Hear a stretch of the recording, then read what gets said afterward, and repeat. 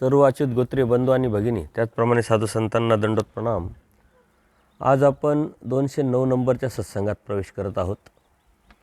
गेल्या अनेक सत्संगापासून सर्वज्ञ श्री चक्रप्रभूंनी सांगितलेले जे तत्व सिद्धांत आहे, आचार, विचार प्रणाली, त्याग प्रणाली याचं चिंतन करत असताना आपण ज्या अवस्थेत आहोत त्या अवस्थेत आपण परमेश्वरांनी सांगितलेला आचार, विचार आणि त्याग कसा करू शकतो. कारण परमेश्वरांनी क्षणोक्षणी त्याग करायला लावलेला आहे आणि तो विशिष्ट वर्गाला, विशिष्ट साधकालाच नाही तर प्रत्येकालाच तो त्याग करायला लावलेला आहे. आणि त्यागातूनच परमेश्वराची प्राप्ती, परमेश्वराचा धर्म आपल्याला भेटत असतो, कळत असतो, समजत असतो. आणि म्हणून नामधारक वासनिकांच्या मनामध्ये याविषयी खूप संभ्रम आहे, खूप न्यूनगंड आहे की आचाराचा आपला काही संबंध नाही, त्यागाचा आपला काही संबंध नाही. आपण फक्त सकाळ संध्याकाळची देवपूजा करा, मिळेल जमेल तेव्हा स्मरण करा, कधीतरी स्थानं करा आणि कधीतरी क्रिया करा. या चौकटीच्या बाहेर नामधारक वासनिक विचार न केल्यामुळं त्याच्या मनामध्ये एक भीती धर्माविषयी आहे, न्यूनगंड आहे. म्हणून हा विचार करत नाही आणि तोच चिंतन आपण करत आहोत की आपल्या मनातली जी भीती आहे, न्यूनगंड आहे, तो निघून जावं. परमेश्वराने सृष्टी निर्माण केलेली आहे या जीवाच्या हितासाठी, जीवाच्या भल्यासाठी. आणि म्हणून प्रत्येक गोष्ट परमेश्वराने या जीवाला केंद्रस्थानी ठेवून केलेली आहे, जीवाच्या हिताचंच आहे, जीवाच्या भल्याचंच आहे. परंतु अन्यथा ज्ञान, अज्ञान, पाठीमागील संस्कार यामुळे आपल्या मनामध्ये बऱ्याच गैरसमज, न्यूनगंड, भीती धर्माची असते आणि ती ज्ञानाशिवाय निघू शकत नाही. म्हणून ज्ञान अत्यंत महत्त्वाचं आहे. भौतिक जगामध्ये ज्ञानाला जेवढं महत्त्व आहे त्याच्या कितीतरी पटीत धर्मातील ज्ञानाला महत्त्व आहे. आणि आज धर्मामध्ये अभ्यास करावा लागतो, ज्ञान घ्यावं लागतं, ज्ञानानुसार धार्मिकता करावं लागते. ही कितीतरी लोकांना माहीतच नाही. परंतु आपल्याला जो परमेश्वराचा मार्ग भेटलेला आहे तो परमेश्वराचा मार्ग किती मोठा आहे, किती श्रेष्ठ आहे याची जाणीव ज्ञानाशिवाय होऊ शकत नाही. आणि म्हणून ज्ञान झाल्यानंतर आपल्याला ती जाणीव तर होतेच होते, परंतु त्या जाणीवेतून आपण धर्माच्या अनुषंगाने विचार करायला लागतो, आचार करायला लागतो, त्याग करायला लागतो. आणि तेव्हाच मात्र परमेश्वराची एक विशेष प्रसन्नता आपल्यावरती निर्माण होऊन आपल्याला प्रचिती येते, सहाय्यता येते. कारण आपण भौतिक जगामध्ये जगत असताना, जीवन जगत असताना अनेक अडीअडचणीला आपण तोंड देत असतो. आणि धार्मिकता करत असताना आपल्याला अडीअडचणी येऊ नये अशी मानसिकता पण असते. आणि म्हणून आपण धार्मिकता करणारे आहोत. ही दृष्टपर भक्ती ही परमेश्वराला अपेक्षित नाही आहे. म्हणून परमेश्वराची धार्मिकता जर धर्म समजून घेतला तर आपल्याला सोपी, सरळ, अस्पष्ट आणि पारदर्शक वाटेल. यदा कदाचित आपल्या मनामध्ये असे बरेच न्यूनगंड, गैरसमज असतात की मला सहाय्य का होत नाही, तर याचं पाठीमागचं कारण आपण धर्म जसा आहे तसा समजून घेतलेला नाही. ती जाणीव आपल्याला नाही आहे. जर यदा कदाचित जाणीव आपल्याला निर्माण झाली ज्ञानाच्या माध्यमातून, ही अपेक्षा पण आपल्या मनामध्ये येत नाही. आणि जरी आली तरी ती विषय व्यवस्था आपण करू शकतो, आपल्याला त्या ज्ञानातून कळतं, समजतं. पण आपण धार्मिकता जर करत असताना जर ज्ञानाचा आधार घेऊन जर केली आणि ज्ञानयुक्त जर धार्मिकता केली तर नक्कीच आपल्याला प्रचिती तर येतेच, परंतु सहाय्यता पण प्राप्त होत असते. आणि यासाठी आपण धर्माचा अभ्यास करणं हा आपल्या जीवनाचा उद्देश असला पाहिजे. अभ्यास करून धार्मिकता करणं हे आपल्या जीवनाचं, धर्माचं मूळ उद्देश असल्यानंतर आपली जी ध्येय आहे जीवनमुक्तीचं, परमेश्वराच्या आनंदाचं, परमेश्वराच्या प्राप्तीचं, हे ध्येय आपल्याला स्पष्ट दिसेल. आणि या स्पष्टतेनुसारच आपण आपला धार्मिकतेचा जो रस्ता आहे तो चालायला सुरुवात करू. आता एका मिनिटात आपल्याला बोध झाला, लगेच अनुसरण झालं किंवा त्याग केला, खूप काही आचार करायला लागलो आणि लगेच देव भेटला असं होत नाही. इथपर्यंत यायला अनंत सृष्ट्या गेलेल्या, अनंत जन्म गेलेले, अनंत ध्येय आपल्याला गेलेले. मागील सत्संगामध्ये आपण बघितलं तर आपल्याला पूर्वकर्माच्या संस्कारानुसार आपण अन्नदान करत आलो. ते अन्नदान आपण विद्यावंताच्या ठिकाणी घडलं, मग विग्रहाच्या ठिकाणी घडलं, नंतर दैवराटीच्या ज्ञानी या भक्ताच्या ठिकाणी घडलं आणि मग परमेश्वराने आपल्याला बोध दिलेला आहे. हे करता करता काही एका जन्माची ही प्रोसेस नाही आहे. यात अनंत सृष्ट्या गेलेल्या आहे. आता आज आपल्याला बोध भेटला आहे, लगे परमेश्वर होईल का? बोध होणं म्हणजे आपण परमेश्वराने आपल्याला दिलेलं त्या कैवल्यदानाच्या शाळेतलं एक प्रवेश आहे. आणि तो प्रवेश झाल्यानंतर मात्र जीवाची कड, जीवाचं कर्तव्य सुरू होतं. ते आपण समजून घेणं म्हणजेच धर्मज्ञान समजून घेणं. ते आपण करणं म्हणजेच आचार करणं. जे जे योग्य आहे ते स्वीकारणं आणि जे जे अयोग्य आहे ते नाकारणं म्हणजे त्याग करणं. ही खूप मोठा प्रोसेस नाही आहे, नकारात्मक धर्म नाही आहे. परंतु आपण न समजून घेतल्यामुळं आपल्या मनामध्ये गैरसमज न्यूनगंड असतो. हे असंच का, तसंच का. अनेक लोक कशामध्ये अडकलेले हे दररोज मला अनुभवायला येतात. इतक्या छोट्या छोट्या गोष्टी का ज्याला धर्माचा कोणत्याही प्रकारचं प्रमाण नाही. आणि आज आपण जर सहजच आत्मचिंतन केलं, आपण जे करतोय त्याला प्रमाण कधी विचारलं आहे का? स्नान करण्याच्या अनुषंगाने आपण विडे वाहतो, काही कर्मकांड करतो, काही विधी करतो, तर याला कोणत्या प्रकारचं प्रमाण नाही. ही परंपरा नंतरच्या काळामध्ये आली आणि तीच धर्म म्हणून आपण स्वीकारली आणि म्हणून खऱ्या धर्मापासून आपण वंचित राहिलो. ज्याप्रमाणे आपल्याला 12 वाजता जेवण करायचं आहे, पण 9 वाजता आपला नाश्ता झाला, 10 वाजता कोणाच्या तरी घरी गेल्यामुळं दूध झालं, असे आरकडवरकड आपल्या पोटामध्ये गेल्यामुळं मुख्य जेवणापासून आपण दूर राहतो. तसंच चुकीचे धारणा, चुकीचे कर्मकांड, चुकीच्या विधी, चुकीचा अंधश्रद्धा आणि धर्माच्या नावाखालच्या ज्या गोष्टी आहे विधी, तो आपल्यापर्यंत आला आणि आपण तो स्वीकारला म्हणून खरा धर्म आपल्यापासून दूर राहिलेला आहे. जेव्हा खरा धर्मात जाल तुम्ही, ज्ञानाने समजून घ्याल, तेव्हा आपल्या लक्षात येईल की धर्म जीवन जगण्याची एक सुंदर अशी परी आहे. आत्मकल्याणासाठी परमेश्वराने दिलेली ही जे तत्त्व आहे, सिद्धांत आहे, ते आपल्या आत्मकल्याणाशी आहे, म्हणून आत्मशुद्धीशी निगडीत आहे. आत्मकल्याण करायचं तर आत्म्याला शुद्ध करणं गरजेचं आहे. कोणतीही गोष्ट ज्याची प्राप्ती करायची आहे त्या अनुषंगाने त्याच्यावरती कार्य करणं गरजेचं आहे. आपण आत्मकल्याण बघतो, आत्मकल्याण हित म्हणतो, तर आत्मशुद्धीकडं आपण बघितलं पाहिजे. आणि आत्मशुद्धी ही विचाराने निर्माण होत असते, आचाराने निर्माण होत असते आणि हे विचाराचे आचार हे धार्मिक तत्त्वज्ञानातून कळत असतात.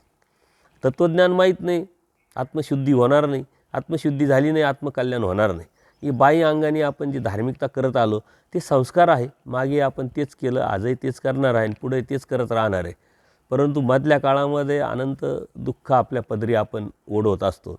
म्हणून आत्मकल्याणाकडं आपण विचार केला पाहिजे. आत्मकल्याणाचाच ध्यास घेऊन धर्म समजून घेतला पाहिजे. आणि हे आत्मकल्याण वैचारिक दृष्टिकोनातून निर्माण होत असतं, ज्ञानातून निर्माण होत असते. आपली प्रगल्भ विचारधारा, आपली दृष्टी शुद्ध होण्याचं कारण, आपली वाणी शुद्ध होण्याचं कारण, आपलं कानातून जे श्रवण करतो ते शुद्ध ऐकण्याचं कारण हे आत्मशुद्धीतून निगडीत होत असतं.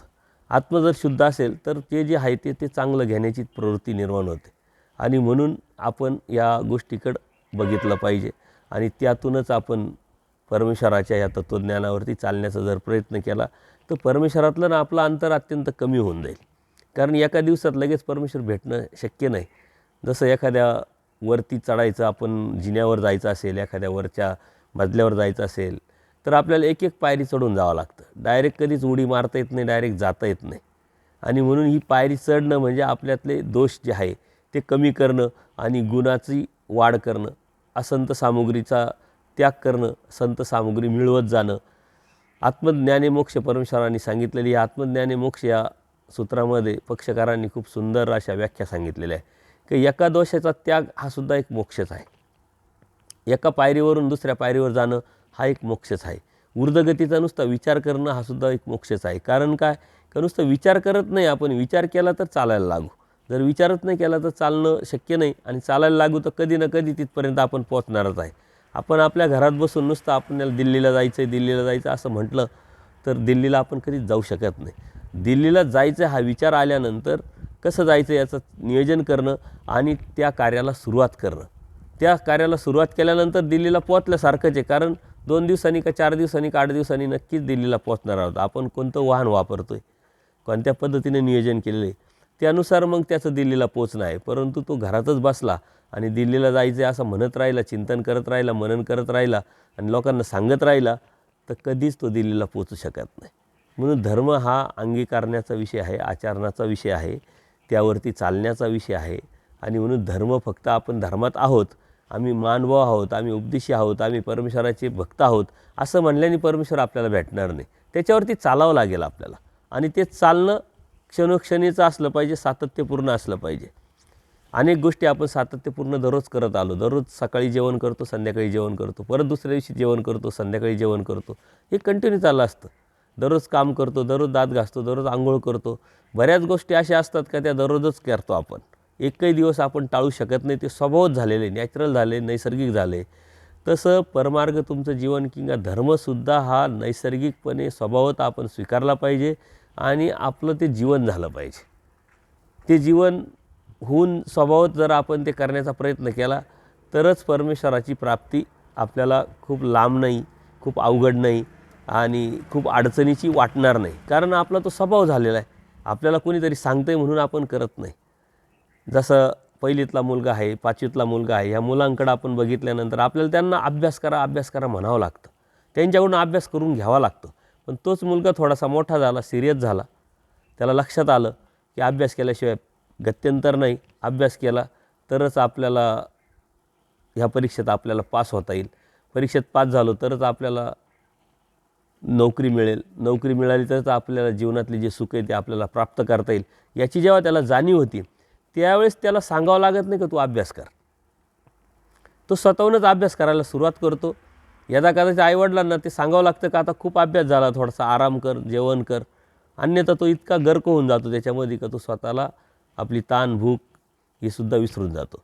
तसंच परमेश्वराच्या या भक्तीमध्ये परमेश्वर कोण आहे, त्या भक्तीतून काय फायदा होणार आहे, आपलं आत्मकल्याण म्हणजे काय, आपलं हित म्हणजे काय आणि परमेश्वराने सृष्टी का निर्माण केली, कशासाठी केली, त्यातून आपण कसं आलो आणि आपल्याला आता काय करायला पाहिजे हे जर ज्ञानातून कळालं तर आपल्याला कोणीतरी सांगेल आणि मग आपण करू असा विषय होत नाही. दररोजच आपण त्याचा विचार करू.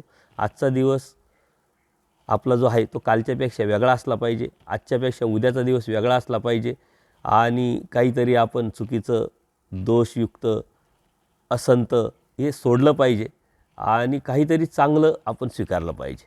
एखादा व्यावसायिक असतो, त्याला त्याची कंपनी असेल किंवा तो असेल, तो टार्गेट घेतो की ह्या वर्षात मला एवढा बिझनेस करायचा आहे, हा बिझनेस झाला तर मला असं करायचं आहे, तसं करायचं आहे, ही गोल टार्गेट घेतो आपण. तसं आपल्या जीवनाचं आपण टार्गेट ठरवलं आहे परमेश्वर प्राप्ती आणि ती परमेश्वर प्राप्ती जर आपण ठरली आहे आणि आपल्याला जर मिळवायची आहे, त्याची आपली ध्येय जर पक्का आहे तर आपल्यालासुद्धा असाच गोल घ्यावा लागेल की दररोज मी काय सोडलं आणि काय स्वीकारलं, मला काय सोडायचं आहे, माझ्यामध्ये काय कमतरता आहे, ती कमतरता बघून, हेरून, शोधून आपण ती कमी करत गेलो आणि ऊर्ध्वगतीच्या अनुषंगाने ती आपण गुणात्मक दृष्टिकोनातून वाढवत गेलो तर दररोजचा दिवस हा माझ्यासाठी, आपल्यासाठी, सर्वांसाठी हा मोक्षच आहे हे आपण समजलं पाहिजे. आणि पक्षकारांनी आपल्याला स्पष्ट सांगितलेलं आहे. कारण परमेश्वराकडे जायचं आहे तर केवळ आहे परमेश्वर, आपणसुद्धा केवळ आहे परंतु अनादियुक्त आहे आणि केवळ अशी साजत्य म्हणजे आता आपल्याला अनादियुक्त असल्यामुळं आपल्याला परमेश्वरासारखं केवळ व्हावं लागेल, तेव्हा परमेश्वराचा आनंद किंवा परमेश्वराची प्राप्ती भेटेल. कारण आपली जी विचारधारा आहे त्याच विचारधारेचा आपल्याला मित्र भेटत असतो, माणसं भेटत असतात, त्याच्याशीच आपलं जुळत असतं, जमत असतं. तसंच परमेश्वराला प्राप्त करायचं आहे ना, आपलं आत्मकल्याण त्याच्याशिवाय पर्याय नाही. आत्मकल्याण परमेश्वराच्या प्राप्तीशिवाय होऊ शकत नाही. हे आपण जर ठाण मांडलं आहे ना, आपल्या जीवनाचं ध्येय आपलं ठरलंच आहे तर आपल्याला परमेश्वरास समान व्हावं लागेल. परमेश्वर आपण होऊ शकत नाही आणि परमेश्वर आपण होत पण नाही.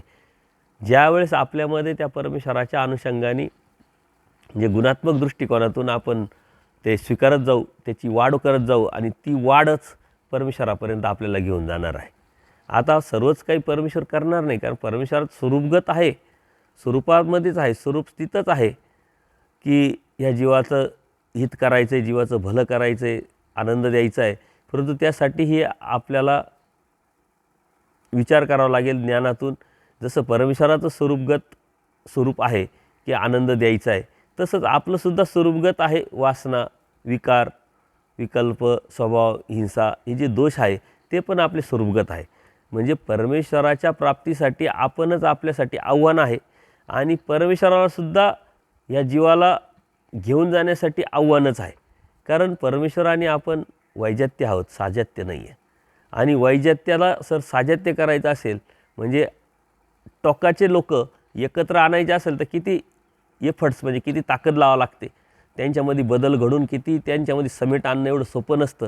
तसंच आता या जीवाचं आणि परमेश्वराचं, परंतु तो अनादीचा परमेश्वराचा आणि आपला संबंध असल्यामुळे परमेश्वराची तीच उद्देश, तोच व्यसन आणि स्वरूपगत तो धर्म असल्यामुळे परमेश्वर येनकेन प्रकारे आपल्याला परमेश्वरापर्यंत घेऊन जात असतात. परमेश्वराच्या बाजूने मात्र तो प्रयत्न अखंड रूप सातत्यपूर्ण असतो. कधीही 1 मिनिट 1 क्षणसुद्धा तिथं ते थांबणं नाही. पण आपल्यामध्ये मात्र ते दिसतं की आपल्याला कधीतरी शुद्ध भावना निर्माण होते, परमेश्वर प्राप्ती व्हावी अशी इच्छा होते, परमेश्वरासाठी मी काही करीन अशी भावना होते.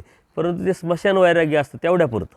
सत्संग ऐकला, कुठंतरी काहीतरी प्रसंग निर्माण झाला त्यातून, परंतु ते टिकत नाही. आणि टिकण्यासाठी ज्ञानाची गरज आहे. ते ज्ञानातून आपल्याला परमेश्वराची किंमत कळते, आपल्या बोधाची किंमत करते. आपलं अनंत जन्म, अनंत सृष्टी कसे दुःखात गेले, नरक कसे आपण भोगले त्याविषयी भीती निर्माण होते. आणि मगच आपल्याला परमेश्वर प्राप्तीचा ओढ निर्माण होऊन आपण सिरियस होतो. म्हणजे आपल्याला आता सांगायची गरज नाही, ते स्वभावत होतं. त्यासाठी ज्ञानाची गरज आहे. आणि ते ज्ञान आपण सर्व सत्संगामध्ये आतापर्यंत चिंतन करत आलो. सर्वज्ञ श्री चक्रप्रभूंनी अवतार घेतल्यानंतर पूजनीय माईम भट्टांच्या निमित्ताने आपल्याला 5 अवतार सांगितले. अवतार तर अनंत आहे, पण ते 5 अवतारच आपल्याला सांगण्याचा उद्देश परमेश्वरांनी काय का त्या अवतारातून जीवाचं हित होतं, इतर अवतारातून जीवाचं हित होतं. परंतु त्या जीवाच्या निमित्ताने त्या परमेश्वरांनी अनंत अवतार घेतलेले आहे. आपल्यासाठी हेच अवतार आहे, कारण आपल्यासाठी यांनीच अवतार घेऊन आपल्यापर्यंत ते पोचलेले. याचं कारण सर्वज्ञ श्री चक्रप्रभूंनी आपल्याला ते सांगितलेलं आहे. बऱ्याच अशा गोष्टी आहे का आपल्याला कळाव्या, आपल्याला समजाव्या. त्या समजण्यातून आपण धर्म जो आहे समर्थपणे पेलावा, पाळावा. या अनुषंगाने सुद्धा जनरल नॉलेज पण परमेश्वराने आपल्याला हे सांगितलेलं असतं. आणि म्हणून सर्वज्ञ श्री चक्रप्रभूंनी निरूपित श्रीकृष्ण महाराज, निरूपित श्री दत्तात्रय प्रभू महाराज, निरूपित श्री चक्रपाणी प्रभू महाराज हे बघितल्यानंतर निरूपित श्री गोविंदप्रभू महाराज आपण बघतोय. मागच्या सत्संगामध्ये श्री गोविंदप्रभू बाबांची जी महती आहे, मोठेपण आहे, श्रेष्ठत्व आहे, हे आपण बघितलं. आणि ते मोठं पण आपल्या शब्दात आपल्याला मांडणं शक्यच नाही. कारण परमेश्वर जो अवतार आहे, तो परमेश्वराचं जे अवतार कार्य आहे ते अत्यंत मोठ्या प्रमाणात, आणि प्रत्येक अवताराचं हित, जीवाचं हित पाहणं हाच उद्देश, हेच ध्येय असल्यामुळं आपल्याकडून कळत नकळत अनेक दोष घडत असतात. मग ते विकाराचे असतील, विकल्पाचे असतील, हिंसेचे असतील, आणि अनेक असे दोष आहे का जे 62,500 दोष आपल्यामध्ये आहे. जीव हा दोषाचा आळा आहे. त्या दोषातून आपण बाहेर पडू शकत नाही. परंतु हे दोषसुद्धा परमेश्वर त्या दोषाकडं दुर्लक्ष करतात, आणि ते दुर्लक्ष करून आपल्याला अधिकार, योग्यता प्राप्त करून देतात. आणि ह्या अयोग्य जीवाला परमेश्वरच योग्य करून प्राप्तीला घेऊन जात असतात. म्हणून परमेश्वर हे जे आहे ते अनर्जित संत फळे देणारे आहे. आपण कधी अर्जन केलं नाही, आणि ते अर्जन न केलेलं सुद्धा परमेश्वरांनी आपल्याला देण्याचं ठरवलेलं आहे. हिंसा, दोष हे कळत नकळत आपल्याकडून दररोज आपण घडत असतात. जर त्याचा विचार केला तर आपल्याला परमेश्वर प्राप्ती ही शक्यच नाही आहे. आणि ती शक्य नसलेली परमेश्वर प्राप्ती परमेश्वराच्या कृपेने आपल्याला मात्र ती शक्य झालेली आहे. परमेश्वराच्या प्रवृत्तीनं आपल्याला ती शक्य झालेली आहे. कारण जीवामध्ये तेवढं सामर्थ्य नाही, त्या सामर्थ्याने तो परमेश्वराला प्राप्त करल अशी त्याच्यामध्ये ताकदच नाही आहे. त्यामुळे परमेश्वराची कृपा, आणि त्या कृपेमुळं आपल्याला परमेश्वर प्राप्त होतो आहे, हे अत्यंत महत्त्वाचं आहे. मागे आपण अनेक सूत्र बघितले. त्या सूत्राच्या माध्यमातून परमेश्वरांनी श्री गोविंदप्रभू बाबांच्या बाबतीत सांगितलेले जे मोठेपण आहे, श्रेष्ठत्व आहे, ते आपण जाणलं. आणि त्यांच्या बाबतीत गोविंदप्रभू बाबा वेडीपिशी मूर्त असं आपण ऐकत आलो आत्तापर्यंत. परंतु ती वेडीपिशी नाही आहे. त्यांनी ते सोंग घेतलेलं आहे. नट जसं एखाद्या पिक्चरमध्ये काम करतो आणि ती कामापुरताच त्यांनी ते सोंग घेतलेलं असतं, इतर वेळेस मात्र तो वेगळा असतो. तसंच परमेश्वराने हे वेडीपिशी मूर्त असण्याचं एक सोंग घेतलेलं आहे, हे जीवाच्या हिताकारणे, जीवाच्या भल्याकारणे. कारण तो तर नित्य आनंद रमण आहे. जर तसं म्हटलं तर त्या तत्वाला, त्या सिद्धांतालाच बाधा येईल. म्हणून ते दोषास्पद आहे असं म्हणणंसुद्धा. आणि गोविंदप्रभू बाबांच्या बाबतीत आपल्याकडून वारंवार अशा गोष्टी होत राहतात, जेणेकरून आपल्याला एक दोषात्मक आपण क्रिया करत राहतो. आणि ह्या ज्या गोष्टी आहे त्या आपण समजून जर घेतल्या तर गोविंदप्रभू बाबांचं जे मोठेपण आहे, किंवा इतर अवताराचं मोठेपण आहे हे सुद्धा आपल्याला लक्षात येईल. कारण गोविंदप्रभू बाबा हे जे आहे हे परदृश्य अवतार आहे आणि परदृश्य अवताराचं काम एकच आहे, या जीवाला कैवल्यदान देणं. म्हणजे परदृश्य अवतार म्हणजे पराचं देणं, म्हणजे परमेश्वराचंच देणं.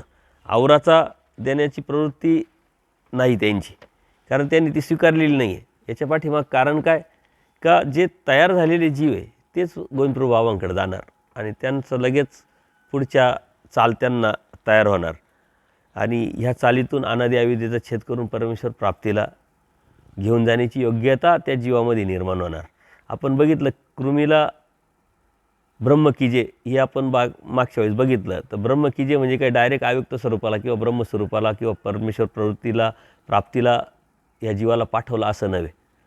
तर त्याच्यामध्ये ते सुखफळाला तो पाठवलं, श्रेष्ठ फळाला पाठवलं. यक्षिणी देवतेपासून तर चैतन्य देवतेपर्यंत ते सुखफळं परमेश्वराने दिले आणि त्या सुखफळाच्या नंतर मात्र ती चाल दैवराटीची त्या जीवाची चालू झाली आणि हे सुखफळ संपल्यानंतर मात्र तो जीव परत दैवराटीत येऊन शाब्दज्ञानातून अप्रोक्ष, अप्रोक्ष ज्ञानातून सामान्य विशेष ज्ञानातून अनादि अविद्येचा छेद करून प्राप्तीला 100% जाणार. म्हणून तयार झालेले जीव गोविंदप्रभू बाबांच्या सन्निधानात मायेकरवी जन्मावल्या जातात आणि त्यांनाच ते तिथं घेऊन जातात. आता गोविंदप्रभू बाबांचं वैशिष्ट्य आपण प्रत्येक सूत्रांमध्ये बघितलं. त्या सूत्रांचं मोठं पण आहे ते जे आहे ते प्रत्येक सूत्राच्या माध्यमातून आपल्याला हे कळत आलं. आता श्री प्रभूपासून कैवल्यदान आती म्हणजे आता ही एक शंका निर्माण झाली साधकाला, कारण सर्वज्ञ श्री जगप्रभूंना उत्तर पंथाला जाण्याची प्रवृत्ती निर्माण झालेली आहे आणि ते सर्व सद्भक्त जे आहे त्यांना दुःख झालं की आता आम्हाला कोण सांभाळेल. म्हणून स्वामींना ते विचारतात, प्रश्न करतात, विनंती करतात की महादाईसा जे आहे त्या भटाशी निरोविल्या. महादाईसांना आचार्यांच्या सांभाळी घातलं. मग भटी पुशिले, कारण महादाईसांना सांगितलं का तुम्ही आचार्यांच्या सांभाळी आहे, आचार्य तुम्हाला सांभाळतील. पण आचार्यांना मग शंका आली की मला कोणाकडे निरवलं, म्हणजे कोणाला सांभाळी घातलं, कोण मला सांभाळेल. म्हणजे जी मज कवन निरविल्याची, मला कोणाच्या सांभाळी घातलं.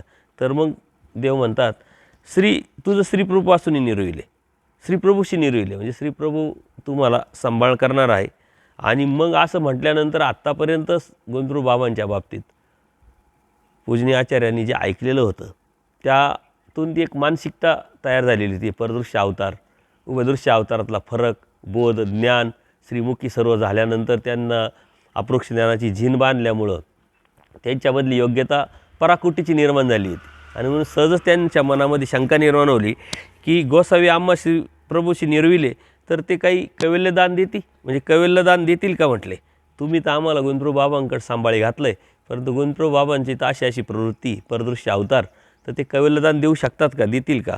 तर मग स्वामींनी स्पष्ट आणि पारदर्शकपणे अत्यंत आत्मविश्वासपूर्वक सांगितलं की श्रीप्रभूपासून जीवा कैवल्यदान आती. म्हणजे कारण श्री गोविंदप्रभू बाबापासून हे कैवल्यदान देतात आणि ज्या अवताराला निरवलं म्हणजे सांभाळी घातलं तर तो अवतार कैवल्यदान देणारा असतो. म्हणूनच आम्ही पण त्यांना निरवतो आणि म्हणून पुढं भविष्यातसुद्धा अशी प्रसंग आला, गोविंदप्रभू बाबांची जाण्याची वेळ आली, गोविंदप्रभू बाबांना जेव्हा विचारलं हीच गोष्ट, हाच प्रश्न, त्यावेळेस त्यांनी श्री दत्तप्रभूंना तुम्हाला सांभाळी घातलेले, निरवलेलं आहे. म्हणजे दत्तप्रभूसुद्धा कैवल्यदान देतात. जे प्रत्येक परमेश्वरी हे कैवल्यदानच देतात. आता बघा आपल्या मनामध्ये गैरसमज असतो, अवरदृश्य अवतार, परदृश्य अवतार, उभयदृश्य अवतार, उभयदृश्य अवतारच ते देऊ शकतात. परंतु दत्तप्रभूंचं ठीक आहे, दत्तप्रभू बाबा हे उभयदृश्य अवतार आहे, त्यामुळं कैवल्यदान देण्याच्या शंका येण्याचं काहीच कारण नाही. परंतु ते अमोघ दर्शन आहे, ते सहजासहजी भेटणार नाही. त्यांची साधना एवढी सोपी नाही, त्यांचीसुद्धा प्रवृत्ती वेगळी आहे. त्यामुळं दत्तप्रभूंकडून सुद्धा कैवल्यदान आपल्याला भेटेलच याची शंका आहे किंवा अवघड आहे. परंतु गोविंदप्रभू बाबांना ज्या अर्थी त्यांनी सांगितलं की दत्तप्रभूंना तुम्हाला निरवलं, त्या अर्थी दत्तप्रभूंकडून आपल्याला कैवल्यदान मिळू शकतं. आणि म्हणून आचार्यांना ह्या प्रश्नातून जे उत्तर दिलं त्या उत्तरात आपलंसुद्धा समाधान क्लिअर झालेलं आहे. कारण गोविंदप्रभू बाबांची भक्ती, आता इतर लोकांच्या वर संभ्रम आहे की उभयदृश्य अवतार स्वामी श्री चक्रधरी हे समोर आहे, त्यांनी स्पष्ट सांगितलं आहे की आम्हाला निरंतर आठवा, चिंतन करा. आता श्रीकृष्ण महाराज असतील, दत्तप्रभू महाराज असतील, श्री चक्रपाणी प्रभू महाराज, गोविंदप्रभू महाराज असेल, या अवताराची वेगळी खावणी. श्रीकृष्ण महाराज द्वापार युगामध्ये राजे अवतार, त्यांची खावणी वेगळी, त्यांची अस्तिपरी वेगळी, त्यांची आचारप्रणाली वेगळी. आणि पूजनीय माईम भट्टाच्या निमित्तातून माईम भट्टांनी ते सांगितलं की ते युग नाही, ते अवतार नाही, मग आता स्मरण तरी कसं करावं. पण हे लक्षात घ्या की बोध व्हायच्या अगोदर पूजनीय माईम भट्टांनी सांगितलं आहे, तो प्रश्न विचारला आहे. परंतु देवाने ते स्टेटमेंट नाही दिले का तुम्ही म्हणता तसंच आहे, असं नाही दिलं. उलट त्यांनी दुसरा अवतार सांगितला. तुमच्या मनात ही शंका आहे ना, मग काय हरकत नाही. दत्तप्रभूंच्या बाबतीत पूजनीय माईम भट्टांनी सांगितलं, ते देवाने मान्य नाही केलं. परंतु तुमची शंका आहे ना, मग तिसरा अवतार त्यांच्या बाबतीत तेच माईम भट्टांनी सांगितलं की कामाख्या निमित्ताने देह त्याग केलेला आहे. मग तुमच्या मनात शंका आहे ना, मग चौथा अवतार. गणप्रभू बाबांच्या बाबतीत त्यांनी शंका निर्माण केली, मग म्हटले आमच्याकडे या. याचा अर्थ ते अवतार आपल्याला कैवल्यदान देणार नाही, प्राप्तीला नेणार नाही, असा होत नाही. आणि म्हणून त्याचं स्मरण आपण केलं पाहिजे. अनेक लोकांच्या मनात आहे की मग ते अवतारच नाही आहे, त्यांनी माईम भट्टांनी ते सांगितलेले आणि देवानी ते नाकारले आणि मग म्हणून आपल्यापर्यंत आणले, तर आपण त्यांचं का स्मरण करावं. ते अत्यंत चुकीचे अन्यथा ज्ञान आहे.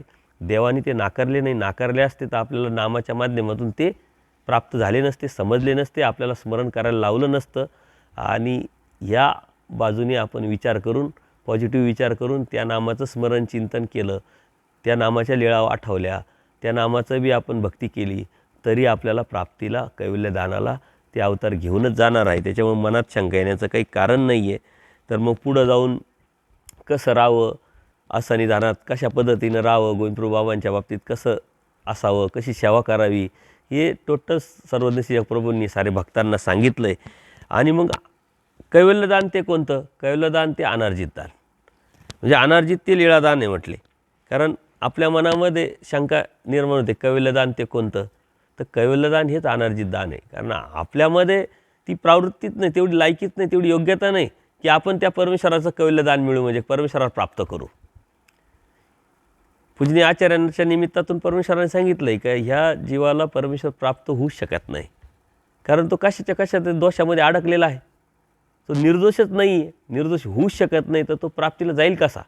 आणि मग आचार्यांना दुःख झाल्यानंतर आचार्यांच्या निमित्ताने आपल्याला परमेश्वराने सांगितलं आहे का जरी जात नसला तरी परमेश्वर म्हणतात स्वतः ह्या जीवाला, अयोग्य जीवाला मीच योग्य करतो, अयोग्य जीवाला मी योग्य करून मग प्राप्तीला घेऊन जात असतो. आणि म्हणून ते अनार्जित आहे. का? तर ते आपण अर्जनच केलेलं नाही, आपण मिळवलेलंच नाही आहे. पण कैवल्यदान हे अनार्जित दान आहे आणि ते गोविंदप्रभू बाबा देतील असं स्पष्ट स्वामी श्री चक्रधरांनी आपल्याला सांगितलं आहे पूजनीय माईम भट्टांच्या माध्यमातून. तर अनार्जित तेच लीळादान आहे म्हटले, कैवल्यदान हेच ते अनार्जित लीळादान आहे म्हटले. कैवल्यदान आपण न मिळाल्यामुळं, अर्जन न केल्यामुळं तरी आपल्याला भेटतं आहे, याचा अर्थ ते अनार्जित आहे. आणि मग अनार्जित दाता फक्त परमेश्वरच ठरू शकतो. आणि तो परमेश्वर अनार्जित दाता आहे म्हणून आपण मुक्तीला जाऊ शकतो, म्हणून आपल्याला आनंद होऊ शकतो, आनंदाची प्राप्ती होऊ शकते, म्हणून आपण या दुःखातून जाऊ शकतो. अन्यथा आपल्यामध्ये ती योग्यता नाही, ती योग्यता आपण प्राप्तही करू शकत नाही. आणि ती योग्यता आपल्यामध्ये निर्माण व्हावी, त्या प्राप्तीला आपण पोचावं, म्हणूनच परमेश्वर अनंत ब्रह्मांडांचा नायक ह्या जीवासाठी जीवधर्म देहधर्म स्वीकारून अवतार घेतात, वाडोवेडी फिरतात. आणि त्या स्वभावाने परमेश्वर या जीवाचं स्वीकार करून जे बी क्रिया असेल ती त्या जीवामध्ये योग्यता निर्माण करतात. आणि ती योग्यता वाढवत वाढवत वाढवत कैवल्यदानापर्यंत परमेश्वर घेऊन जातात. हे आजही आपल्यामध्ये, काल आपला विचार वेगळा होता, आपण वेगळ्या विचाराचे होतो, आज वेगळ्या विचाराचे, उद्या वेगळ्या विचार राहणार. अंतर्बाह्य बदल, बाह्य बदल आपला आनंदसृष्टीपासून खूप मोठ्या प्रमाणात झालेला आहे.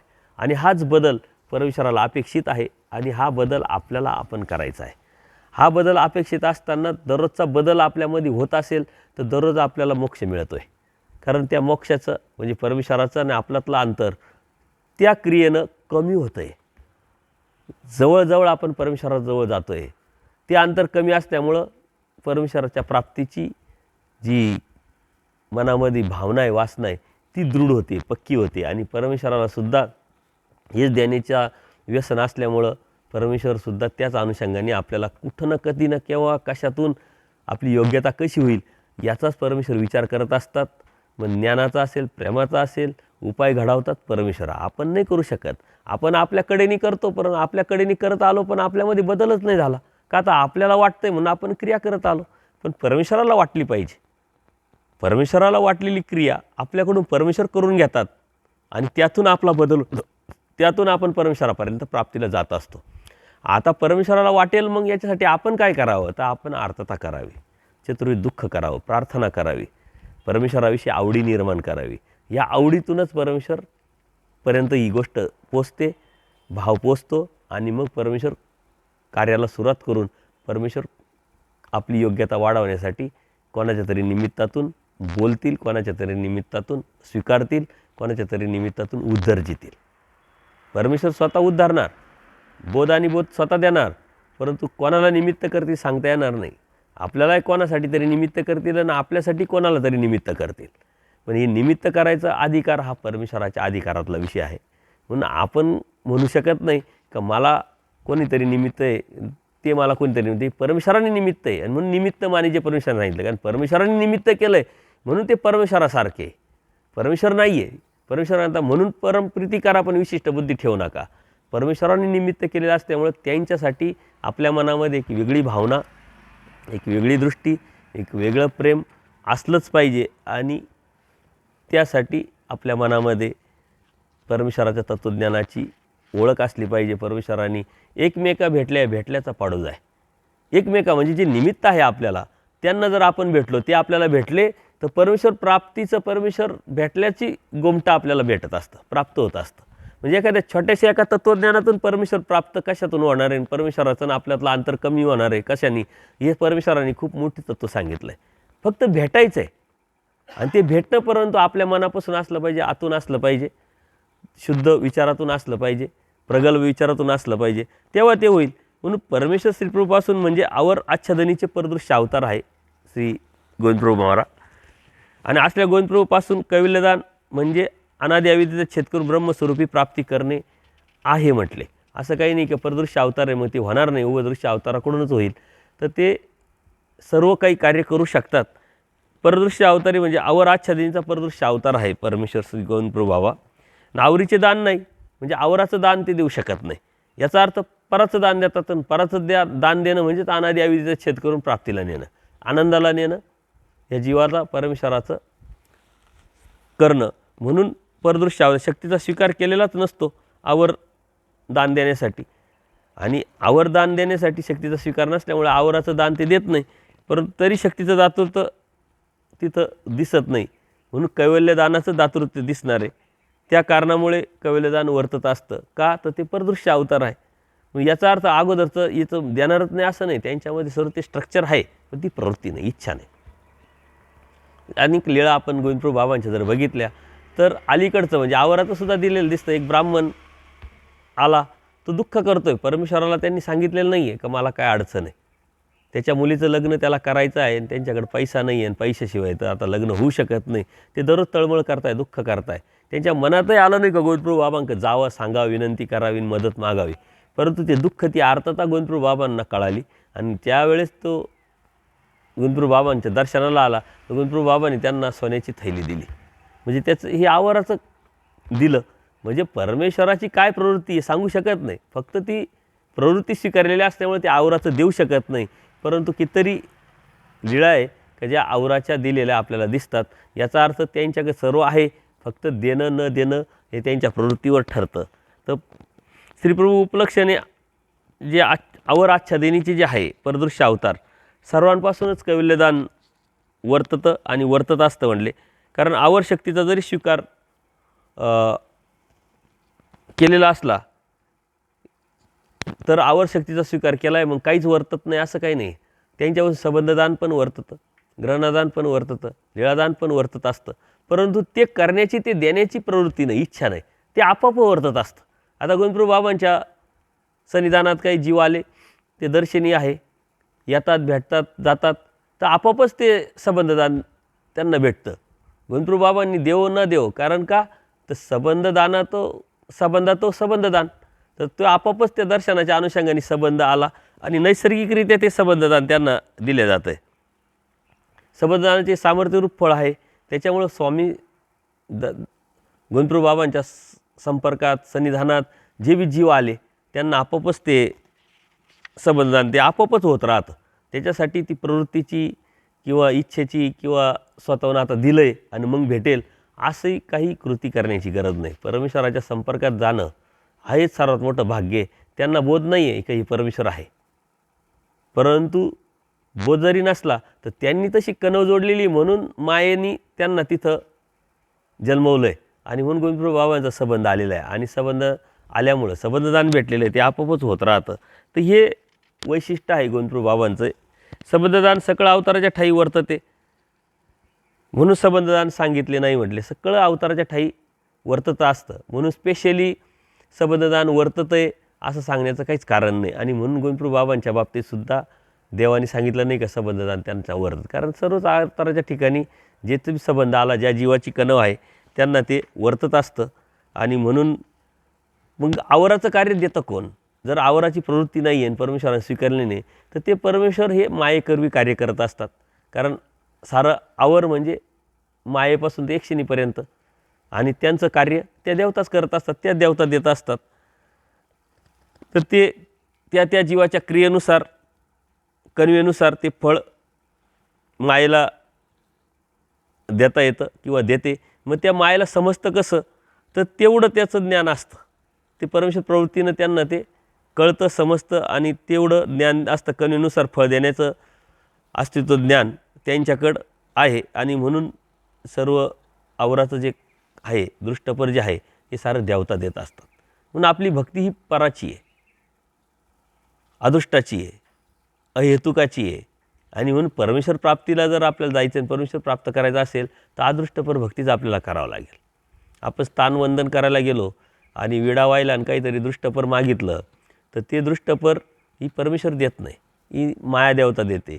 आणि मायादेवतेलाच आपण विडा ठेवला, मायादेवतेलाच आपण अप्रतिशिरित्या प्रार्थना केली, कारण त्यांच्याकडूनच ती भेटत असतं. आणि म्हणून दृष्टपर भक्ती ही देवतेची भक्ती आहे. आपण जरी परमेश्वराच्या भक्तीत असलो, उपदेशी जरी असलो तर दृष्टपर भक्ती ही देवतेची ठरते. आणि म्हणून आपण खरी देवतेचे भक्त आहोत का परमेश्वराची भक्त आहोत? आपल्याला नेमकं पाहिजे काय हे आपण समजून घेतलं पाहिजे. कारण परमेश्वर उभयदृश्य अवतार आहे म्हणजे काय की आवराचंही देणार आहे आणि पराचंही देणार आहे. जर आवराचं परमेश्वराकडून भेटतं आहे तर मग दृष्टपर भक्ती करायची काय अपेक्षा आहे? परमेश्वर सर्वज्ञ आहे, सगळे जाणतात. पण आपल्याला ज्या अडचणी आहे त्या सर्वच परमेश्वर जाणून आपल्याला ते देणारच आहे. आणि कर्मवश सगळे पावे, कर्माने असेल तर ते 100% भेटतं. त्यासाठी विडा ठेवायची गरज नाही आणि प्रार्थना करायची गरज नाही, सांगायची गरज नाही. देव तर सर्वज्ञ आहे, पण आपण एकीकडं देव सर्वज्ञ म्हणतो आणि बाकीचं सारंच सांगत बसतो. तर हे अन्यथा ज्ञान, हे अज्ञानातून जर आपण बाहेर पडलो तरच परमेश्वर भक्ती आपल्याला काय आहे, ती कशी आहे ही कळेल, समजेल. आणि त्यावरती चालण्याचा सुरुवात केल्यानंतरच आपल्याला त्याची प्रचिती पण येईल. ती प्रचिती घेण्यासाठी आपल्या त्या परिवार आपल्याला असावं लागतं. अन्यथा कितीतरी लोक भेटतात आम्हाला प्रचितीची येत नाही आणि प्रचिती सांगतात तर ती अत्यंत सांसारिक गोष्टीच्या माध्यमातून, का त्याला प्रचिती म्हणतच नाही. ते उलट आपलं विघ्न असतं, आपली अडचण असते. धर्मावरती चालण्यासाठी आपलं मलिनत्व निर्माण होण्याची ती एक क्रिया असते, त्याला आपण प्रचिती म्हणतो. हे अन्यथा ज्ञान आहे, हे आपल्याला लक्षात आलं पाहिजे. आणि अन्यथा ज्ञानातून आपण कधी पडू बाहेर? ज्ञान झाल्याशिवाय शक्य नाही ते. आणि म्हणून ज्ञान हे गरजेचं आहे आणि तेच ज्ञान खूप सोपं सरळ आहे, परंतु ते समजून घेणं, त्याची इच्छा ठेवणं हे अत्यंत गरजेचं आहे. उदासून वस्तू तेत काही कार्य हेतू असे परमेश्वर स्पष्ट सांगतात. गोविंदप्रभू बाबा ही उदासीन वस्तू आहे म्हटले. तर गोसाव्यापासून एक भक्तजने श्रीप्रभू बाबांच्या दर्शनाला निघाले. देवापासून काही भक्तजण गोविंदप्रभू बाबांच्या रुद्रपूरला दर्शनाला निघाले. तर तिथं औसा पण होत्या. तर औसा देवाला म्हणतात, जी जगन्नाथ मी पण गोविंदप्रभू बाबांच्या दर्शनाला जाते यांच्याबरोबर. तर देव म्हणतात नाही का, उदासीन वस्तू ते उदास वस्तू आहे. त्यात काही कौनी कार्य हेतू असे, तिथं काही कार्यच नाही. विधेय पुरुष ते म्हणजे देहच नाही, म्हणजे स्वभावाचे त्रासच नाही, स्वभावाचं कार्यच नाही. त्याच्यामुळं विधेय आहे आणि त्याच्यामुळं तुम्ही काही जाऊ नका. आणि तिथं असे असल्यामुळं प्रत्येकाला तिथं अधिकार नाही, जावयाला अधिकार नाही, सेवा करण्याला अधिकार नाही, समळा जीवा अधिकार नाही. आणि मग औसा म्हणता, हो काजी जगन्नाथा, ठीक आहे म्हणे. हाय रे, तरी गोविंदप्रभू बाबांना मग मागे ती लीळा होऊन गेलेली आहे का माझे 500 दंडोत सांगा. आणि मग स्वामी म्हणतात की ढोरे राखावं ना ऐका म्हटले, ते तर काही सांगावं लागतं का म्हटले, ते तर सगळे जाणती. त्याच्यामुळं ह्या माध्यमातून आपण या गोष्टी समजून घेतल्या पाहिजे का उदासीन म्हणजे काय, साधन दातृत्वाविषयी. आता परदृश्य अवतार आहे, कैवल्यदानच द्यायचं आहे, अनादि अविद्येचा छेद करून प्राप्तीलाच न्यायचं आहे. ही प्रवृत्ती असल्यामुळं बाकीच्या ज्या गोष्टी आहे ते योग्यता करणं हे नाही. कोणत्या तरी जीवाला काहीतरी क्रिया घडून त्याची योग्यता करून त्याला प्राप्तीने नेणं हे नाही. हे तयार असलेले जीव त्यांच्याच बाबतीत परमेश्वर पुढं त्यांना ढकलतात किंवा पुढं पाठवतात. चरितत्वाविषयी प्रभूंची उदासीनता स्वीकारलेली आहे. वस्तू म्हणजे कैवल्य परब्रह्म वस्तू, तेच काही कार्य हेतू असे म्हटले. साधन चरित करावे असे म्हणून धर्मच नाही म्हटले.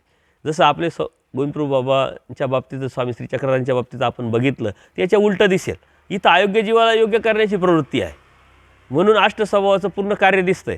कुठं जातील भिक्षा मागतील, कुठं जातील जबरदस्ती अनुसरण करायला लावतील आचार्यांसारखं, स्वतःहून 3-3 दिवस अपमान सहन करूनसुद्धा बाईसांना प्रेम देतील. माईमभटांनासुद्धा उलटं बोलले तरी माईमभटांची चर्चा करून अयोग्य जीवाला योग्य करतील. हे मात्र गोविंदप्रभू बाबांकडं नाही आहे. की एखादा अयोग्य जीव आहे मग त्याला निरूपण करा, त्याला सांगा, त्याची क्रियाचा स्वीकार करा आणि मग त्याच्यामध्ये योग्यता निर्माण होईल. ही प्रवृत्ती गोविंदप्रभू बाबांकडं नाही. परदृश्य अवतार आहे म्हणून ती उदास वस्तू आहे. साधनपर कैवल्यदानाविषयी श्रीप्रभू बाबांची उदासीनता आहे आणि साध्यपर कैवल्यदानाविषयी सुद्धा मात्र ते विषयी ते उदास नव्हते. कारण तयार झालेले जीव आले का त्यांना पुढं पाठवण्याची ही प्रवृत्ती आहे. तर कृपाकार्य साधनचरित करण्यासाठी परमेश्वर जे आहे, लागणारी कृपा ही साधारण कृपा आहे म्हटले. तर त्या कार्यात श्रीप्रभू बाबांनी स्वीकार केला नव्हता म्हणून साधनचरिताविषयी परमेश्वराची उदासीनता आपल्याला दिसते. ती स्वीकारली होती म्हणून उदासीन वस्तू ते असं परमेश्वराने सांगितलेलं आहे. हे साधारण कृपा कार्य स्वीकारले नव्हते म्हणून साध्यपर जे असाधारण कृपाचं कार्य जे आहे ते मात्र स्वीकार नसल्यामुळं ते आपल्याला दिसत नाही. आता कुठंतरी जाणार पण तरी आपल्याला ते कधीतरी कोणत्या तरी लीळांमधून दिसतं. जसं तेलिनीच्या घरी गेले आणि लाखाची भाकर उचलली. ती तेलिनी, ती बाई म्हणते, देवा देवा तुम्ही उच्च कुळातले, ही तेलिनीची भाकर खाल्ली, तुम्ही तेलिनीची भाकर खाता तर लोक काय म्हणतील. तर देव म्हणतात ही काय तेलिनीची भाकर, ही तर लाखाची भाकर आहे. लाखाची म्हणजे लाख नावाची एक पदार्थ, लाख नावाचं एक धान्य, त्यातून बनवलेली ती भाकर. परंतु ती लाख मोलाची अशा अनुषंगाने सुद्धा, कारण गोविंदप्रभू बाबांनी ती घेतली, स्वीकारली जबरदस्ती, तर याचा अर्थ ती बाई प्रेमाची अधिकारी झाली. म्हणजे ती लाख मोलाची का हिची किंमतच होत नाही. अशा पद्धतीनं परमेश्वराने अशा पण लीळा केलेल्या दिसतात. काही मुलांच्या ताटामध्ये जेवायला बसतात, भांडण होतं, ती आई सांगते की हे गोविंदप्रभू बाबांचं वेगळं, मुलांचं वेगळं. पण गोविंदप्रभू बाबा स्वतःच्या ताटातलं, स्वतःच्या वाट्यातलं न खाता त्यांच्या वाट्यातलं आणि त्यांच्या ताटातलं खायला पाहतात. म्हणजे त्या जीवाला द्यायचं आहे, त्यांनी काही विनंती केलेली नाही का गोविंदप्रभू बाबा तुम्ही स्वीकारा आमच्याकडून. ते स्वतःहूनच जबरदस्तीत, म्हणजे अप्रत्यक्षरित्या ते दिसतं. पण जरी प्रवृत्ती नसली तरी तो परमेश्वर जो आहे स्वतःहून अयोग्य जीवाला योग्य न करण्याची प्रवृत्ती निरूपण नाही किंवा काही स्वीकार आहे, चिंतन आहे, त्यानंतर ती करणे असं नाही. परंतु ती स्ट्रक्चर परमेश्वराच्या स्वरूपामध्ये असल्यामुळं, त्या अवतारामध्ये असल्यामुळं, जरी परदृश्य अवतार असला तरी अवरदृश्य तुम्हाला कार्य दिसेल. किंवा अशा पद्धतीनं जरी साधनचरितत्व म्हणजे अयोग्य जीवाला योग्य करण्याचा अधिकार निर्माण करण्याचं जरी प्रवृत्ती नसेल तर कुठं कुठं काही लीलांमध्ये आपल्याला या गोष्टी जाणवतात. याचं कारण का परमेश्वर आत्मरमण आहे. कोणाच्या विषयी आता सर्वांच्याच बाबतीत असं घडलं नाही, त्या जीवाची तशी कणव असेल. आत्मरमणाचे व्यसन स्वीकारले असल्यामुळं ती उदास वस्तू त्या अनुषंगाने. आणि स्वामी श्री चक्रधरांच्या बाबतीत उलट आहे, तिथं आत्मरमण व्यतिरिक्त जीव उद्धारण्याचं व्यसन आहे. त्याच्यामुळं 12 वर्ष सालबर्डीला, 12 वर्ष नांदेडला, 12 वर्ष आंध्रात, असे कितीतरी वर्ष एकांकात काढले. एकांकीतून अनेक जीवांना अयोग्य जीवाला योग्य केलं, ते योग्य करून पुढं पाठवलं. आणि मग लोक तिथं आल्यानंतर परत वाडोवेडी फिरून अधिकारी जीवाला निरूपण केलं. निरूपण करण्याच्या अगोदर त्या जीवाचं 6-6 महिने चिंतन केलं. ते चिंतन करून दोष नासवले, दोष नाशन योग्य केलं. मग परत निरूपण करून सेवादास्य घडवलं, त्या सेवादास्यातून अनंत जन्म नासवले, जसे स्वामी श्री चक्रधरांनी आचार्यांचे नासवले. अशा पद्धतीनं अयोग्य जीवाला पूर्णपणे योग्य घडवायचं, मडवायचं, योग्य करून पुढं पाठवायचं, हे स्वामी श्री चक्रधरांच्या बाबतीत दिसतंय. ती प्रवृत्ती आहे. तसं गोविंदप्रभूंच्या बाबतीत दिसत नाही, पण काही लीळांमध्ये आपल्याला ते जाणवतं. कारण ते निर्गुण ब्रह्म, परमेश्वराने ते निर्गुण ब्रह्म. आता या बाबतीतसुद्धा बऱ्याच लोकांमध्ये शंका निर्माण होते. निर्गुण ब्रह्म, कारण निर्गुण ब्रह्म म्हणजे अव्यक्त स्वरूप, तिथं तर कार्य नाही. तर हे आपल्याला ब्रह्म स्वरूप जे आहे अव्यक्त, ते कसं कार्य नाही, मग याचा अर्थ कार्य तर दिसत नाही पण कार्य नाही आहे असं नाही. गोविंदप्रभू बाबांकडे बी कार्य आहे, दिसत नसलं तरी कितीतरी कार्य परमेश्वरांनी त्या अवतारांनी केलेलं दिसतं. कितीतरी जीवाला कळत न कळत अधिकार प्राप्त केला, अयोग्य जीवाला योग्य केलं, प्राप्तीला घेऊन गेले. अनादि अविद्येचा छेद निर्माण करण्या इतपत त्यांच्यामध्ये ताकद, सामर्थ्य निर्माण झालं, योग्यता निर्माण केली. त्याचनुसार अनेक देवतेच्या फळाला त्यांनी पाठवलं. म्हणजे कार्य नाही प्रवृत्तीचं, परंतु तरी कार्य दिसतं. तसं अव्यक्त स्वरूप निर्गुण ब्रह्म ते कसं असतं, तर ते असं असतं. हे आपल्याला समजावं, कळावं. जसं आवर्दृश्य अवतार कसा, परदृश्य अवतार कसा, उभयदृश्य अवतार कसा, त्याचप्रमाणे परत पतित उठवणे म्हणजे काय, दवडणे म्हणजे काय, गरिबीचा अवतार कसा, हे सांगण्यासाठी परमेश्वराने प्रत्यक्ष ते प्रॅक्टिकली आपल्याला करून दाखवलं आहे. बघा, हे गरिबीचा अवतार असा असतो, पतित उठवण्याचा अवतार असा असतो, दवडण्याचा अवतार असा असतो. त्याचप्रमाणे परदृश्य अवतार असा, अवरदृश्य अवतार असा, उभयदृश्य अवतार असा. आणि हे समजावण्यासाठी आपल्याला सुंदर अशा दृष्टांतातून सुद्धा आपल्याला त्यांनी लक्षात आणून दिलेलं आहे. तसं गोविंदप्रभू बाबांना निर्गुण ब्रह्म म्हणण्याचं कारण तेच आहे का अव्यक्त स्वरूप हे ब्रह्म जरी अव्यक्ती व्यापार नसला तरी इनडायरेक्ट व्यापार आहे, अप्रत्यक्षरित्या व्यापार आहे. आणि त्यांच्या प्रवृत्तीनंच परमेश्वर अवतार घेऊन पुढं हे कार्य करतात. परमेश्वराच्या प्राप्तीला जीवाला घेऊन जातात आणि अव्यक्त स्वरूपी प्राप्तीला घेऊन जातात. स्वरूपामध्ये बी ब्रह्मस्वरूपामध्ये प्राप्त करतात. म्हणजे जरी दिसत नसलं तरी ते असतं, फक्त इनडायरेक्ट, अप्रत्यक्षरित्या. तसंच निर्गुण ब्रह्म म्हणण्याचं कारण तर आपल्याला ते कळावं, समजावं. तर श्रीप्रभू म्हणजे कोणत्या कृतीमागे अथवा कार्यामागे विशेष प्रकारचा हेतू मात्र नव्हता. स्वामींचा मात्र उठणं, बसणं, बोलणं, चालणं, प्रत्येक गोष्टीमध्ये हेतू. आणि त्या हेतूतून एकच की ह्या जीवाचं योग्य करणं, हित साधणं, भलं करणं, योग्यता निर्माण करून अधिकार प्राप्त करणं, प्रत्येक गोष्टीमध्ये हेतू. तसं गोविंदप्रभू बाबांचा हेतू नाही, नॅचरल जे आलं समोर वाटलं करायचं, नाही तर जवळून जातील तरी पाहणार नाही. म्हणून तर पूजनीय माई भटांना शंका होती की त्या अवताराकडून उद्धार करून घेणं एवढं सोपं नाही. पण शंका असताना सुद्धा त्याच अवताराकडे गेले ना अनुसरले. म्हणजे ह्या बी ज्या गोष्टी आहे तर ह्या विचाराच्या गोष्टी आहे. तेच जर स्वामींना त्यांनी विचारलं असतं आणि ते विचारल्यानंतर जर समजून घेतलं असतं तर माईमबाटांची उंची अजून अधिक मोठी आपल्याला पाहायला भेटली असती, ऐकायला भेटली असती.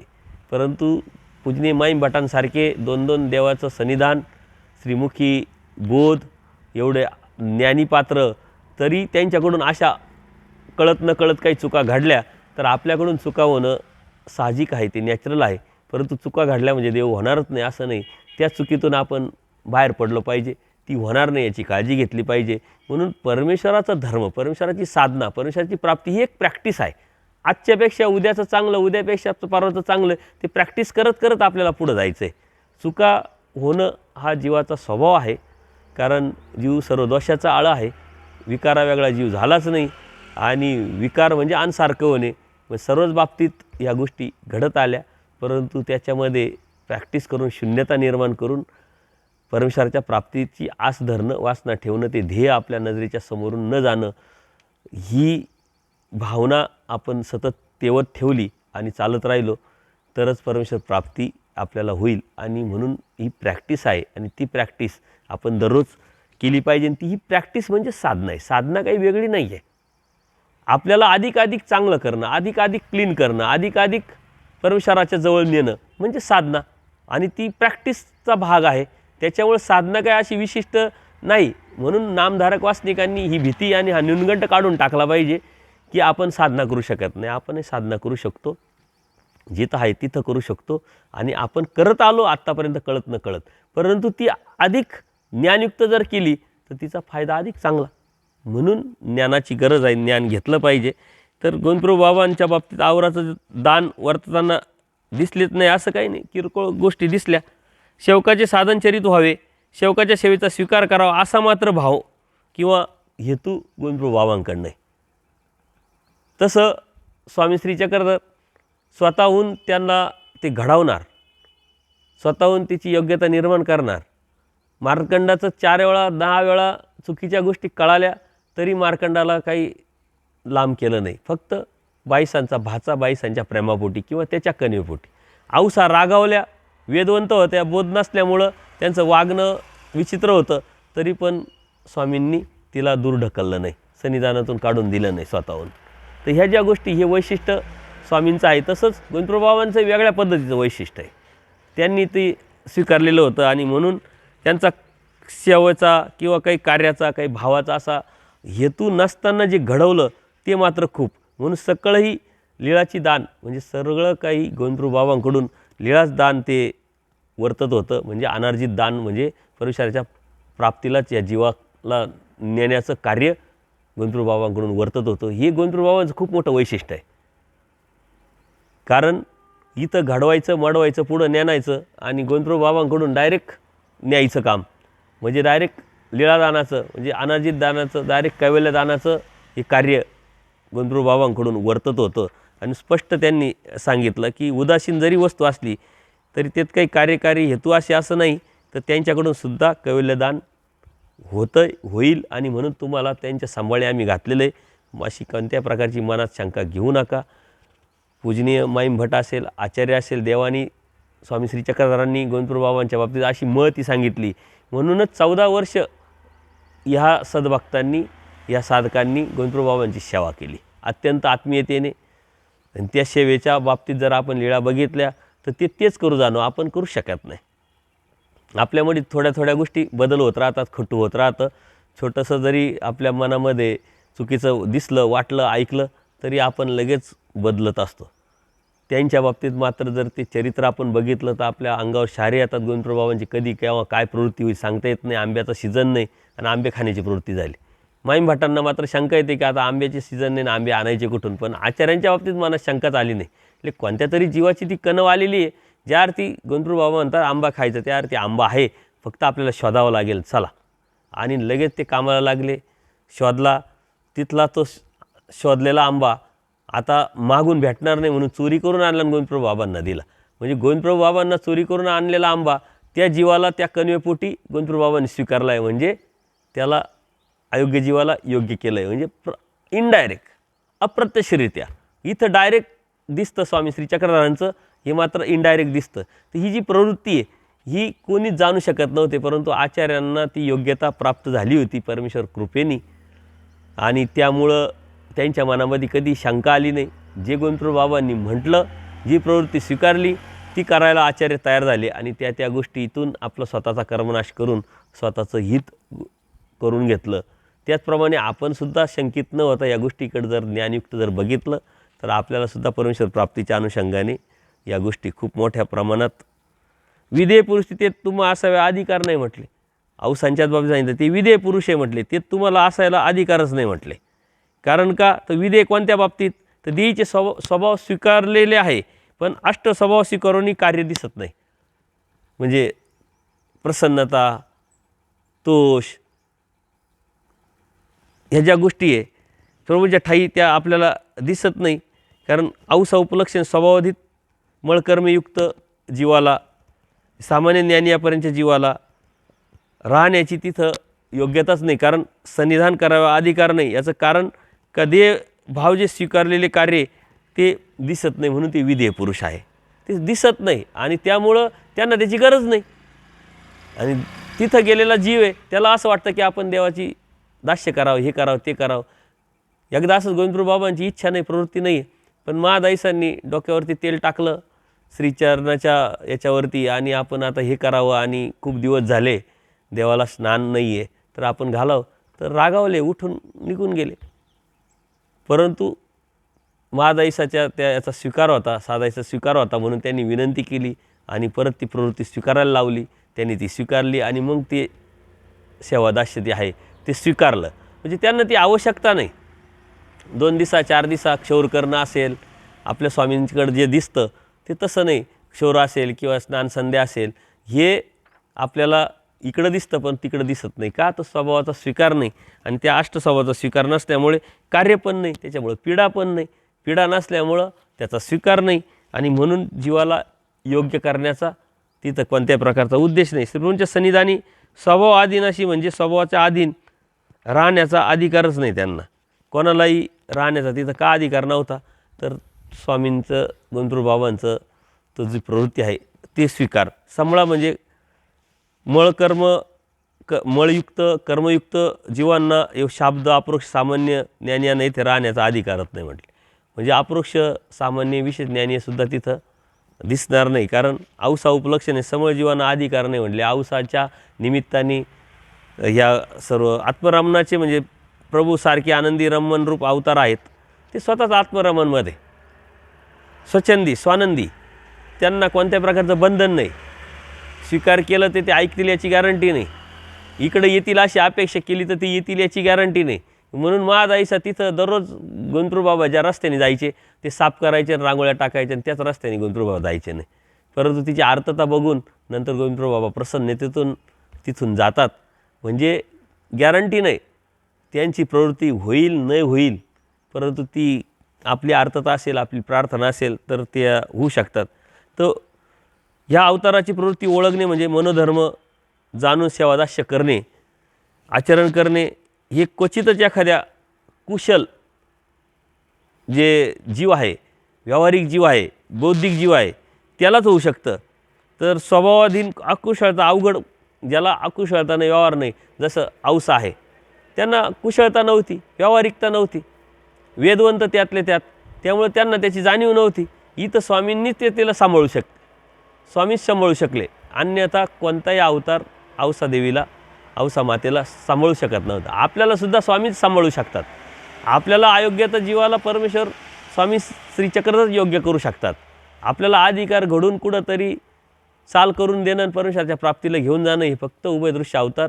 कारण कोणाला कशाचं व्यसन, कोणाला कशाचं व्यसन. परमेश्वर म्हणतात मला फक्त जीव उद्धारण्याचं व्यसन, जीव उद्धारण्याचं व्यसन, उभयदृश्य अवतार, परत उपाधिमंत अवतार नाही, अत्यंत करपात्री भिक्षा, कुठे राहायचं, कुठे बी जायचं, कोणत्याही प्रकारची प्रवृत्ती नाही.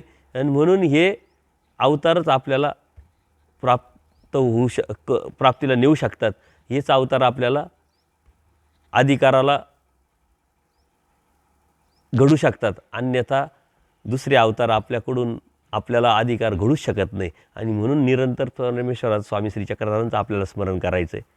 आपण तत्त्वज्ञान फॉलो त्यांचं करायचं आहे. त्यांनी सांगितलेलं तत्त्वज्ञान आचार विचार प्रणाली पाळायची आहे, आणि तेच अवतार आपल्याला घेऊन जाऊ शकतात. ही मनात आपण ठाण मांडायचं. म्हणजे तुम्हा सर्वच असाव्या जीवाला अधिकार नाही म्हटले, कारण ती अकुशळता आपल्यामध्ये आहे, ती कुशळता नाही आहे, व्यावहारिकता नाही आहे. म्हणून गंधर्वबाबांच्या बाबतीत आपल्याला मात्र सेवादास्य घडणं आणि त्या घडवण्यातून परत परमेश्वराच्या प्राप्तीला नेणं एवढं सोपं नाही आहे. गंधर्वबाबांच्या बाबतीत आपल्याला स्वामी श्री चक्रधरांनी अत्यंत खूप मोठं असं तत्त्वज्ञान आपल्याला सांगितलेलं आहे. पण हे तत्त्वज्ञान सांगत असताना ते समजून घेणं, जाणून घेणं, त्या परीवर जाणं हे सर्वस्वी आपली जबाबदारी आहे.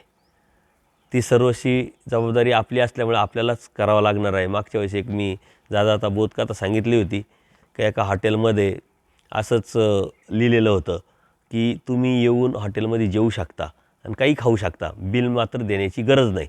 मग बिल कोण देणार? तर तुमचा नातू तुमचं बिल देणार आहे म्हटले. एक व्यक्तीला असंच वाटलं की अरे चांगलं आहे, आपल्याला बिल द्यायचीच गरज नाही, मग आपण खाऊ शकतो त्या हॉटेलमध्ये जाऊन. मग तो गेला, येथेच जेवला, त्याच्या आवडीचं त्यांनी खाल्लं, आणि त्याला वाटलं आहे आता आपल्याला बिलच द्यायचं नाही. हात धुतले आणि निघाला. ते वेटरने आणलं बिल.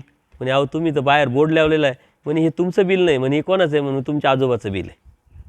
कारण ते बी असंच जेवण करून गेले होते आणि तुम्ही त्यांचे नातू असल्यामुळे आता त्यांचं बिल तुम्हाला द्यायचं आहे. सांगण्याचं तात्पर्य काय की कोणीतरी करल आणि कोणीतरी आपल्याला घेऊन जाईल आणि त्यातून आपल्याला परमेश्वर भेटल, हे न समजता प्रत्येक गोष्ट आपल्याला करायची आहे. दुसऱ्याच्या भरोशावर, दुसऱ्याच्या ध्येयावरती न राहता आपण प्रयत्नवादी राहून, सातत्यपूर्ण राहून, आपल्या जीवनातले जे दोष आहे, जी अयोग्यता आहे ती आपण करण्याचा प्रयत्न केला तर परमेश्वर आपल्याला योग्य करणार आहे. प्रयत्न करी दैवाचे साह्य. परमेश्वर काय म्हणतात, मी नाथ आहे परंतु आपल्याला अनाथ व्हावं लागेल, मी वज्रपंजर आहे परंतु आपल्याला शरणागत जावं लागेल. तर या ज्या गोष्टी परमेश्वराने अटी घातलेल्या आहेत, त्या अटीत जर आपण उतरलो तर परमेश्वर आपल्यासाठी क्षणाक्षणाला पावलोपावली अखंडपणे नित्यपणे आहे. परंतु त्यासाठी आपल्याला रिस्पॉन्स परमेश्वराला द्यावा लागणार आहे आणि तो देण्यासाठी परमेश्वर मात्र सतत आपली अपेक्षा करतात. आपल्यामध्ये बदल घडावा, दररोज आपण बदल करावा आणि त्या बदलातून परमेश्वराच्या ह्या प्राप्तीपर्यंत या जीवानी सतत प्रयत्नशील असावं, हीच अपेक्षा सर्वज्ञ श्री चक्रवर्ती करतात. त्याच बाबतीत गोविंदप्रभू बाबा जरी बोलत नसले, बोलले नाही, तरी ते कार्य मात्र या जीवाच्या अनुषंगाने त्यांनी पण केलेलं आहे. आज आपण या सत्संगाच्या माध्यमातून सर्वज्ञ श्री चक्रवर्ती निरूपित हे चारही अवताराचं वैशिष्ट्यपूर्ण जे तत्त्वज्ञान आहे ते आपण अभ्यासलं. या बाबतीत काही शंका असेल, काही गैरसमज असेल, काही प्रतिक्रिया असेल, त्या नक्की कळवा. त्यावरती आपण चिंतन करू. पुढच्या सत्संगामध्ये आपण सर्वज्ञ श्री चक्रवर्ती हे अवतार यांचं वैशिष्ट्य हे आपण थोडक्यात बघणार आहोत. दंडोत प्रणाम, दंडोत प्रणाम, दंडोत प्रणाम.